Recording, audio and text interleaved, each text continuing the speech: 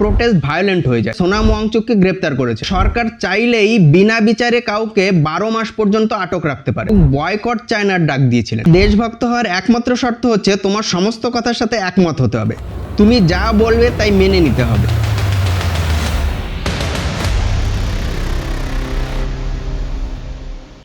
লাদাকিরা protest কেন করছে এবং সেই প্রোটেস্ট ভায়োলেন্ট কিভাবে হয়ে গেল সেটা আমি আগের ভিডিওতে বলেছি। ঘটনাটা মোটামুটি এরকম ছিল যে 10 সেপ্টেম্বর সোনাম ওয়াংচুকের নেতৃত্বে লাদাকিরা সেপারেট স্টেটহুড এবং 6 শিডিউলের ডিমান্ডে অনশন শুরু করে। 22 তারিখে দুজন বয়স্ক অনশনকারী অসুস্থ হয়ে যান এবং ক্রিটিক্যাল অবস্থায় তাদেরকে হসপিটালে ভর্তি করা। আর এটা নিয়ে লাদাকি ইউথদের মধ্যে অসন্তোষ ছড়িয়ে পড়ে এবং প্রোটেস্ট ভায়োলেন্ট হয়ে যায়।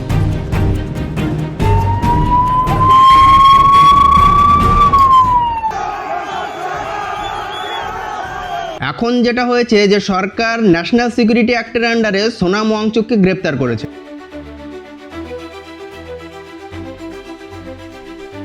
ন্যাশনাল সিকিউরিটি অ্যাক্ট বা এনএসএ একটা কঠোর আইন, যেখানে সরকার চাইলেই বিনা বিচারে কাউকে 12 মাস পর্যন্ত আটক রাখতে পারে। এখানে কোনো ক্রাইম করারও দরকার নেই। সরকার যদি কেবলমাত্র মনে করে যে এই ব্যক্তি ন্যাশনাল সিকিউরিটির জন্য থ্রেট বা ভবিষ্যতে কোনো ক্রাইম করতে পারে, তাহলেই যথেষ্ট।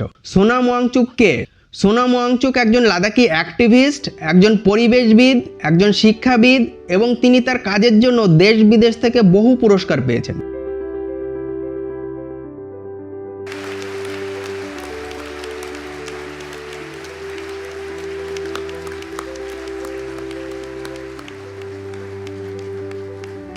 থ্রি ইডিয়টস যারা দেখেছেন, থ্রি ইডিয়টসে আমির খানের যে ক্যারেক্টারটা ছিল সেটা সোনাম ওয়াংচুকের থেকে ইন্সপায়ার্ড। সোনাম ওয়াংচুক বিভিন্ন সময়ে প্রধানমন্ত্রীরও প্রশংসা করেছেন। গালওয়ান এরিয়াতে চীনের সাথে যখন ভারতের ঝামেলা চলছিল তখন সোনাম ওয়াংচুক বয়কট চায়নার ডাক দিয়েছিলেন। আজকে একটা গ্রুপ সোশ্যাল মিডিয়াতে সোনাম ওয়াংচুককে দেশদ্রোহী, চীনের দালাল, পাকিস্তানের দালাল প্রমাণ করতে ব্যস্ত, কিন্তু এই গ্রুপটাই তখন সোনাম ওয়াংচুকের প্রশংসায় পঞ্চমুখ ছিল।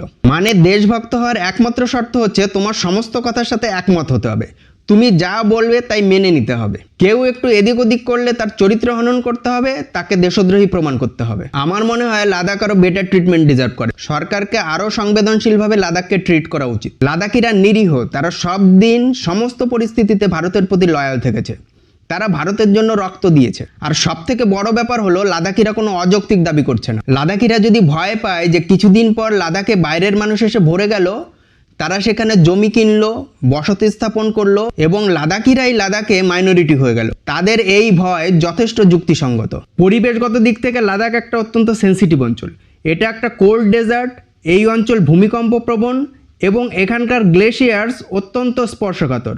এখন ডেভেলপমেন্টের নামে যদি এই অঞ্চলের এক্সপ্লয়টেশন হয়, তার আলটিমেট ফল লাদাকিদেরই ভোগ করতে হবে। লাদাকিরা ডেভেলপমেন্টের বিরুদ্ধে নয়, কিন্তু তাদের বক্তব্য এই ডেভেলপমেন্টের প্রসেসে যেন তাদেরও মতামত নেওয়া হয়, যেন তাদের কথাও ভাবা হয়, যেন তাদের পার্টিসিপেশনকেও এনশিওর করা হয়। আর তার জন্যই তারা স্টেটহুড এবং 6 শিডিউলের ডিমান্ড করছে।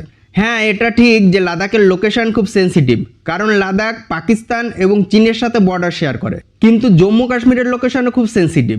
উত্তরাখণ্ড, হিমাচল প্রদেশ, অরুণাচল প্রদেশ, ইনফ্যাক্ট যে কোনো বর্ডার স্টেটের লোকেশনই খুব সেন্সিটিভ।